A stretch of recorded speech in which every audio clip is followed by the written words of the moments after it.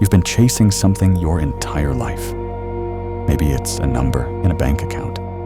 Maybe it's a title. Maybe it's a relationship status or a body type. Maybe it's just the vague sense that someday, somehow, you'll finally feel like you've made it. And when you get there, when you finally arrive, everything will be different. You'll be able to relax. You'll be satisfied. You'll stop feeling this constant pressure to become something more than you are. You'll finally be enough. That's the promise, right? That's what you've been working toward. That's the carrot dangling just far enough ahead to keep you moving. Just one more promotion. Just one more milestone. Just one more achievement. Then you can rest. Then you can be happy. Then your life can actually begin. But here's what you've probably started to notice. Every time you get close, the finish line moves. You hit the goal, and instead of satisfaction, you feel nothing. Or worse, you feel the immediate pressure to set a new goal. A bigger goal. Because this one, the one you just achieved, suddenly doesn't feel like enough.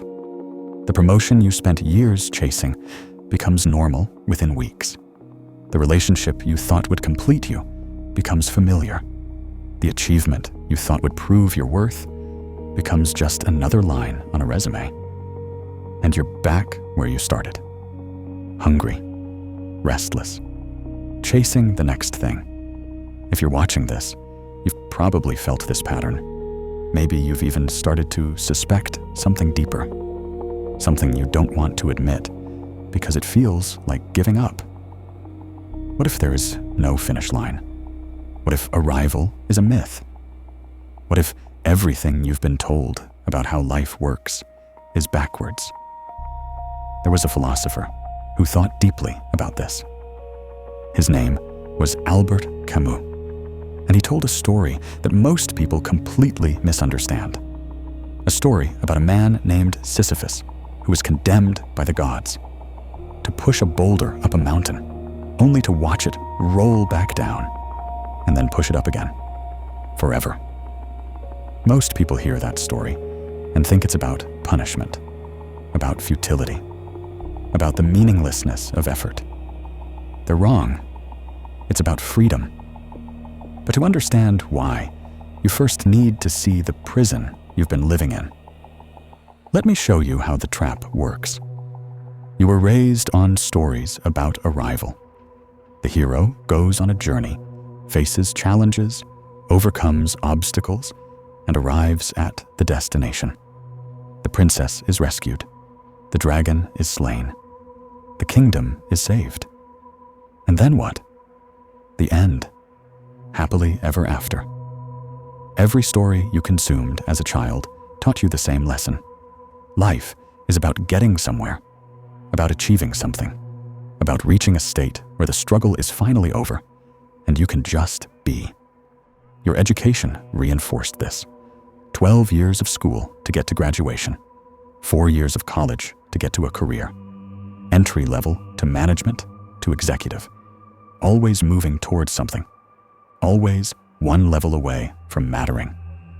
Your culture worships arrival, the self-made billionaire, the overnight success, the person who made it, as if making it is a place you get to and then stay. Even your biology conspired against you.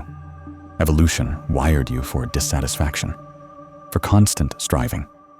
Because the ancestor who was satisfied with enough died when winter came. The ancestor who always wanted more, who was never quite content, survived and passed on those genes. So you come into adulthood with this deep, unexamined belief. Happiness is a destination. Success is a finish line. Meaning is something you find when you get there. And then you spend decades running toward it. You tell yourself stories. When I make this much money, I'll feel secure. When I get this position, I'll feel respected. When I achieve this goal, I'll finally feel proud of myself. And sometimes you get there. Sometimes you actually achieve the thing. And for a moment, maybe a day, maybe a week, if you're lucky, you feel it. That sense of arrival. of completion, of having done what you set out to do. Then it fades. Not because you're broken, not because you're ungrateful, not because there's something wrong with you, because arrival is not how human consciousness works. There's a concept in psychology called hedonic adaptation. It means that no matter what happens to you, good or bad, you return to a baseline level of happiness. Lottery winners are ecstatic for about 3 months. Then they return to roughly the same level of life satisfaction they had before. People who become paralyzed go through a period of devastation and then adapt. Their day-to-day happiness returns to near where it was. This isn't theory. This is documented reality. Your brain is not designed to stay satisfied.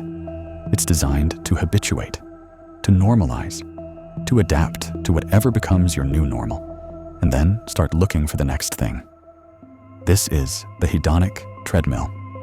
You run and run. And the scenery changes, but you stay in the same place emotionally. The salary that felt life-changing 6 months ago now feels like barely enough. The apartment that felt like luxury becomes the place where you notice all of the flaws. The achievement that proved you belonged becomes the bare minimum. And so you run faster. You chase bigger goals. You try to outrun the adaptation, but you can't, because the treadmill isn't outside you. It's inside you. It's how your nervous system works. Most people, when they discover this, fall into despair. They see it as evidence that nothing matters. That effort is pointless. That we're all just hamsters on a wheel, running ourselves into exhaustion for achievements that will never actually satisfy us. Camus saw something different. He saw that once you understand the game, you can stop playing it wrong. Camus wrote about something he called the absurd. The absurd is the collision between two things. On one side, your deep human need for meaning, for purpose, for lasting satisfaction. On the other side, a universe that offers none of those things. That just is. That keeps going, regardless of what you want or need or hope for. You want your achievements to matter permanently. The universe will forget them. You want to arrive at a state of completion. The universe only offers process. You want guarantees. The universe only offers uncertainty. This is the absurd, the gap between what you crave and what exists. Most people, when they feel this gap, do one of two things. They either pretend it doesn't exist. They double down on the myth. They convince themselves that the next achievement really will be the one that satisfies, that this relationship really will complete them, that this amount of money really will make them feel secure. They close their eyes and keep running on the treadmill, hoping that if they just run fast enough, they'll break through to solid ground. Or they collapse into nihilism. They decide that if there's no ultimate meaning, then nothing matters. If achievements don't bring lasting satisfaction, why achieve anything? If we're all just going to die anyway, why try? Both responses are forms of escape. Both are ways of avoiding the truth. Camus proposed a third way.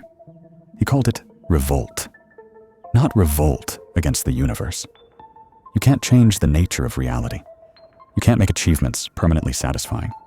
You can't create a finish line in a universe that has none.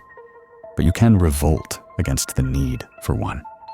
You can choose to engage with the process anyway, not because it will get you somewhere, not because it will finally make you complete, but because the engagement itself is the point. This is what Sisyphus understood. Here's the story as Camus told it. Sisyphus was punished by the gods. His crime doesn't matter. What matters is the punishment. He was condemned to push a boulder up a mountain, and every time he got to the top, the boulder would roll back down, and he would have to start again, forever. The gods thought This was the worst punishment they could devise. Endless labor, no progress, no achievement, no arrival, just the same task, repeated for eternity. And Camus looked at this story and said something that sounds insane. We must imagine Sisyphus happy. Not happy despite his task. Happy because of it. Why? Because Sisyphus has something that most people never find. He has absolute clarity about the nature of his existence. There is no destination. There is no moment when the work will be done. There is no achievement that will free him from having to push the boulder again. And in that clarity, he finds freedom. He's no longer chasing the illusion of arrival. He's no longer torturing himself with the fantasy that the next push will be the last one. He's no longer measuring his worth by whether he's getting somewhere. He's just pushing the boulder, fully, completely, with everything he has. And in that total engagement, in that acceptance of the task for what it is, he finds something that people chasing destinations never find. He finds meaning in the doing itself. Not meaning granted by the gods, not meaning certified by achievement, not meaning that comes from getting somewhere, meaning that comes from the choice to engage, to push, to descend the mountain and push again, to live fully in the process without needing it to lead anywhere. This is the revolt. This is the freedom. You cannot change the nature of existence. You cannot make achievements lastingly satisfying. You cannot create a permanent state of arrival in a universe built on process. But you can stop needing that. You can stop torturing yourself with the destination myth. You can stop treating today as worthless because it's not yet tomorrow. You can choose the boulder. So what does this actually mean for your life? It means you stop organizing your existence around arrival. You stop telling yourself that happiness begins when you get there. You stop treating the present as a stepping stone to a future that will finally count. You stop saying, "I'll be happy when I get the promotion." You find happiness in the work itself. Not because the work is inherently meaningful, but because you're choosing to engage with it fully. You stop saying, "I'll rest when I've made it." You build rest into the process, because there is no making it. There is only the ongoing practice of your life. You stop saying, "This achievement will prove I'm enough." You accept that enough is not a destination. It's a choice you make about how you relate to yourself right now. This doesn't mean you stop setting goals.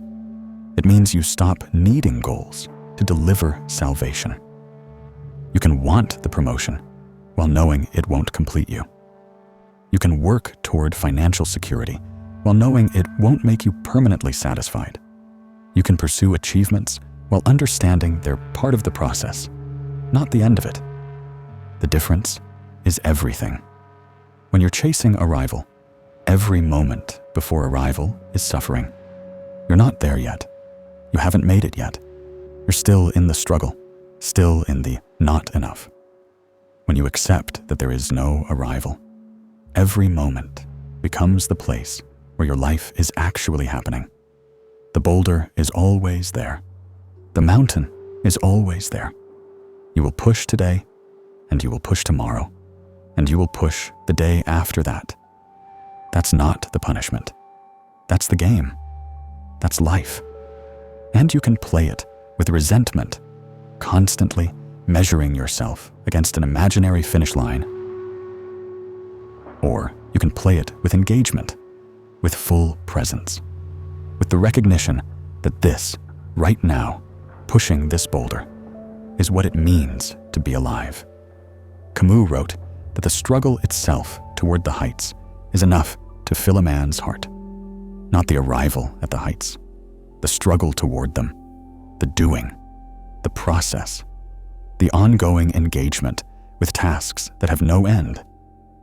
let me be clear about something. This is not an excuse for exploitation. This is not a justification for grinding yourself into dust for someone else's profit. This is not about glorifying burnout or telling you that exhaustion is noble. The system will try to use this philosophy against you. It will tell you to find meaning in the grind, to love the hustle, to be grateful for the opportunity to sacrifice your health and relationships and peace for marginal gains in productivity. That's not what this is. Sisyphus chose his boulder. He could have sat down. He could have refused. The punishment was that the boulder would roll back down. Not that he had to push it. His freedom came from choosing to push it anyway, on his terms, for his reasons, as an act of revolt against the meaninglessness, not an acceptance of exploitation. You get to choose your boulder. You get to choose which tasks without end you engage with, which processes you commit to, which struggles you decide are worth the ongoing effort. And you get to choose to stop pushing boulders that someone else handed you, boulders that serve their purposes, not yours, boulders that extract your labor without offering anything you actually value in return. Tasks without end should be tasks you choose, pursuits that engage you, work that matters to you, relationships that feed you, practices that make you more of who you want to become. Not arbitrary suffering, not pointless labor, not the endless extraction of your finite life energy for someone else's arrival. This is about finding freedom in process, not becoming a slave to any process someone else defines. So here's what I need you to understand. You are Sisyphus. The boulder is your life, your work, your relationships, your health, your growth, all of it. You will push today, and tomorrow the boulder will be there again, and you will push again. There is no top of the mountain where you get to stop. There is no achievement that frees you from the process. There is no arrival. And that's not the tragedy. That's the liberation. Because once you accept this, once you really let it sink in, you stop wasting your life waiting for it to begin. You stop treating today as worthless because it's not yet the day when you'll finally have made it. You stop measuring every moment against an imaginary future where you'll finally be complete.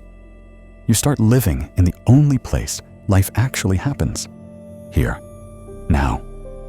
In the process, you find the tasks without end that make you come alive, the work that engages you not because it will get you somewhere, but because the doing itself matters to you. The writing, the building, the teaching, the creating, the connecting, the improving, the practicing, the living, all of it tasks without end, all of it processes that will never be finished, all of it boulders that will roll back down, and all of it yours to choose. Camus ended his essay on Sisyphus with one of the most beautiful lines in philosophy. The struggle itself toward the heights is enough to fill a man's heart. We must imagine Sisyphus happy. Not happy because he arrived. Happy because he's pushing. Not happy because the work is done. Happy because he's doing it.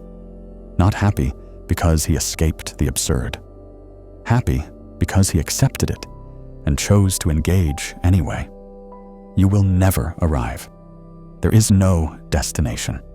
There is only the ongoing process of becoming, of doing, of living. And that's not the curse. That's the gift. Because it means today matters. This moment matters. This push matters.